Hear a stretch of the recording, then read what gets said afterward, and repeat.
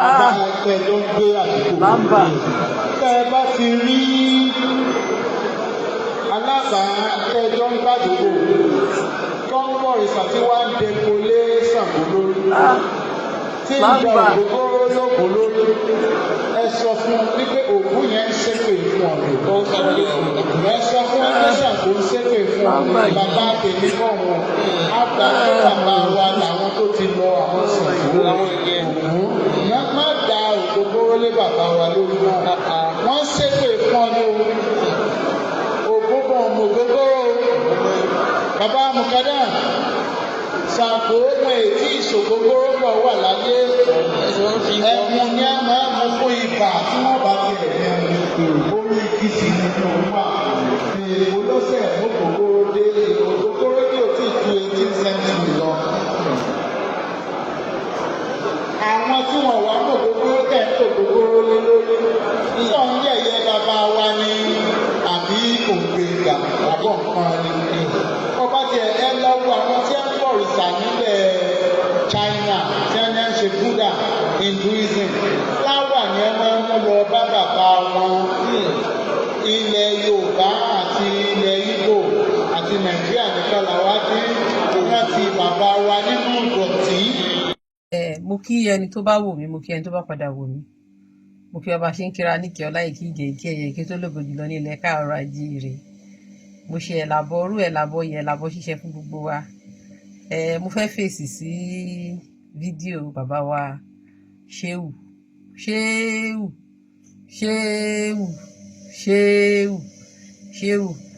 Ẹ̀míà ti ìlú Ìwó. Bàbá Shéù ṣé lẹ́yìn tẹ́ ti ṣe gbogbo propaganda lórí àwọn alálẹ̀ tí ò work ẹ wá fẹ́ mislead àwọn èèyàn kó máa falálẹ̀ léèwọ̀ jẹ wọ́n máa dèkò sí wọn lórí mọ́ ṣẹ́yìn lẹ fẹ́ kó wọn bọ́ ṣe ń ṣèṣẹ̀ṣe ṣẹ́yìn lẹ initiate ìṣẹ̀ṣe ni did it come from you why tẹ́ ẹ ṣe advice àwọn àràbò kí wọ́n má máa sá àwọn èèyàn sílẹ̀ bí ẹran tó máa sá wọn sílẹ̀ bí ẹran wọ́n á sá odindi dignity important people wọn kí à nínú oòrùn ó yẹ kí wọ́n wò pé ayé ti advance kò yẹ kí wọ́n máa sá wọn sílẹ̀ bí ẹran mọ́ wọ́n á sá ẹ̀yin gan ṣe náà sá ẹ̀yin gan bí ẹja ní ilẹ̀ Arab ẹ̀yin gan sá wálé ni náà torí ẹ̀ ń bẹ̀rù pé kọ́ta yín má pa ó sọ̀run yẹn you fled parí hajj yín ẹ̀yin lè fẹ́ ní ara yín sọ. ẹ wo bọ́n ṣe máa sá kó àwọn èèyàn sábẹ́ bridge tó á kó wọn sílẹ̀ lẹ̀ ṣe advice wọn kọ́ má ṣe bẹ́ẹ̀ mọ́ but àwọn fìpọ́n ní bí àlà ṣe gbélé wọn lọ́wọ́ bí Muhammed ṣe gbélé wọn lọ́wọ́ nìyẹn wọ́n dẹ̀ ń ṣe bẹ́ẹ̀ wáyé tẹ̀ ṣe sọ fún wọn pé tí wọ́n yẹ pé bó jẹ́ mílíọ̀n ló wà ní Mẹ́kà gbogbo yín lẹ máa lá òkúta kan ẹ máa lá òkúta ẹyọ kan ẹ gbókúta ẹyọ kan sẹ́nu gbogbo yín á máa la eléyà la ẹ látọ̀ ara yín oní ti bá kú lọ́sìsì ẹ la ẹni tó láìsàn lára ẹ láti ẹ kò sẹ́ni tó bá lọ bẹ̀ yẹn tí ò bá padà lọ ṣe medical check up kó lọ treat ara ẹ̀ ó máa ká àìsàn ẹ ṣe advice wọn bẹ̀ pé nǹkan tí wọ́n ń ṣe yìí o kò bójú mu mọ́ láyé ta wà yìí ẹni pé àwọn Christian tẹ́lẹ̀tẹ́lẹ̀ Holy Communion gbogbo wájọ máa ń jẹ nígbà yẹn ni kọ́ọ̀pù kan ni gbogbo wa fi máa ń jẹ ni gbogbo wa fi máa ń mu omi la fi máa ń mu wine ṣùgbọ́n ìgbà tó dé stage kan mo rò pé torí because wọ́n wò ó nítorí pé health wípé bóyá káwọn èèyàn má ka àìsàn àwọn Christian wọ́n change ẹ̀ gbogbo wa ò lo kọ́ọ̀pù kan mọ́ wọ́n wá máa ń fún wa ní kọ́ọ̀pù kékeré kan olúkálùkù á gbé dání tó bá ti praise tó gbogbo wa mú nígbà yẹn then bread yẹn náà fẹ́ pé tẹ́lẹ̀tẹ́lẹ̀ gbogbo wa máa ń ya jẹ papọ̀ ni kò sí yẹn mọ́ so kí ni mò ń gbìyànjú láti sọ ni pé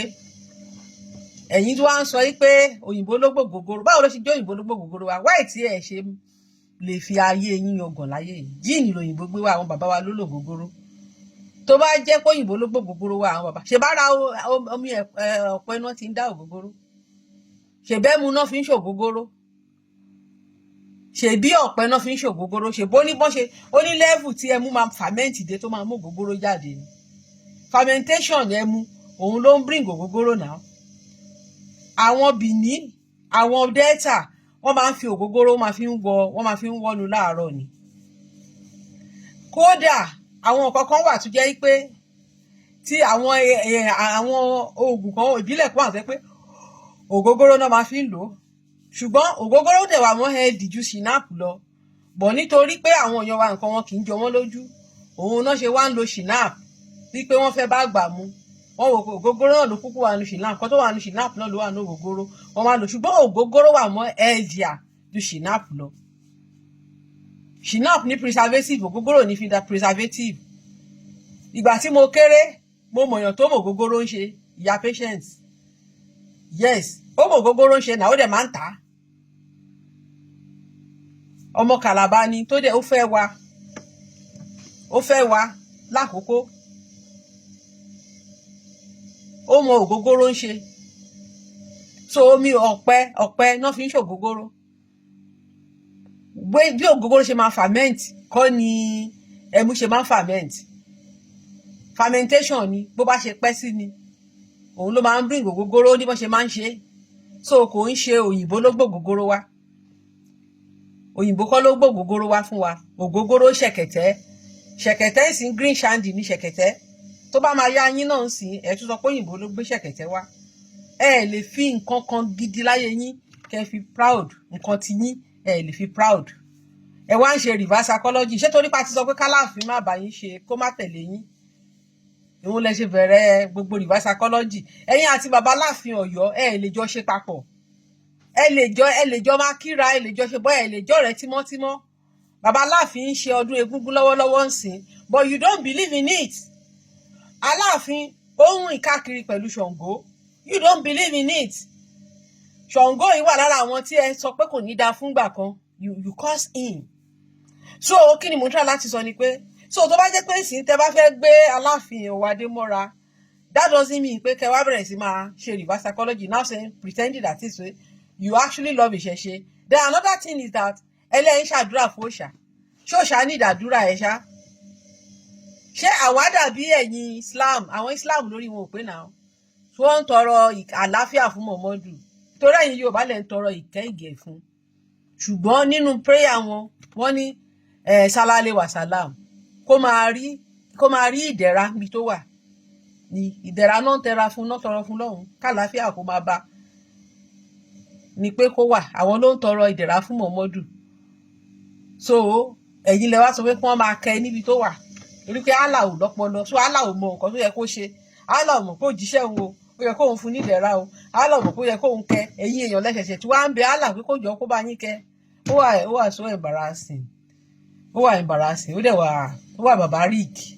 Ó jẹ́ pé àwọn èèyàn láṣẹ máa sọ fún ẹni tẹ́ sọ pé òun ló dá gbogbo nǹkan, pé òjíṣẹ́ òun tó dẹ̀ sọ pé òjíṣẹ́ òun tóun yàn láàyò lélẹ́yìí o, kó wá sọ pé òun ẹ̀yin lẹ́sẹ̀ wà ń bẹ̀ pé kó jọ kó bá yín kẹ́. So ẹ wá lẹ́ ń tọrọ, ẹ̀ ń ṣàdúrà fáwọn òrìṣà, ẹ̀ ń ṣàdúrà fáwọn kinní kan, ẹ̀ ń ṣàdúrà fáwọn bàbá mi ń ṣe ta ṣọ́ ní ìdádúrà ẹ ni. Àwọn èèyàn ń tọrọ ọmọ lọ́wọ́ wọn, wọ́n ń rọ́mọ, ń gbọmọ, wọ́n tọrọ gbogbo nǹkan, wọ́n tọrọ ajé, wọ́n tọrọ gbogbo nǹkan, wọ́n rí gbà. Ìwọ yìí náà dẹ̀ mọ Olúwo, you know everything. Ó ṣe wá ló ń ṣàdúrà, wọn ò nídìí àdúrà ẹ, they are immortal beings. Àwọn ló intermediary láàrin àwa àti Olódùmarè. Either you accept it or you don't accept it. You don't accept it, you remain illuded. Tẹ́yìn ò bá gba òótọ́, a máa live life in illusion. Yes, ẹni tó bá gba òótọ́, ẹni tó bá ti sọ̀rọ̀ di òótọ́, a máa live life in illusion, because reason ni pé kò sí nǹkan tó máa ń change reality. Nothing can change reality. Kò sí nǹkan tó máa ń change reality. Ẹni tí ó bá gba reality á kúrò nínú deception. Ìwọ tó bá gba reality wàá remain in illusion. Yes, because belief will change reality. Reality remains reality. So sọ jù báyìí lọ, ó dìgbà kan náà.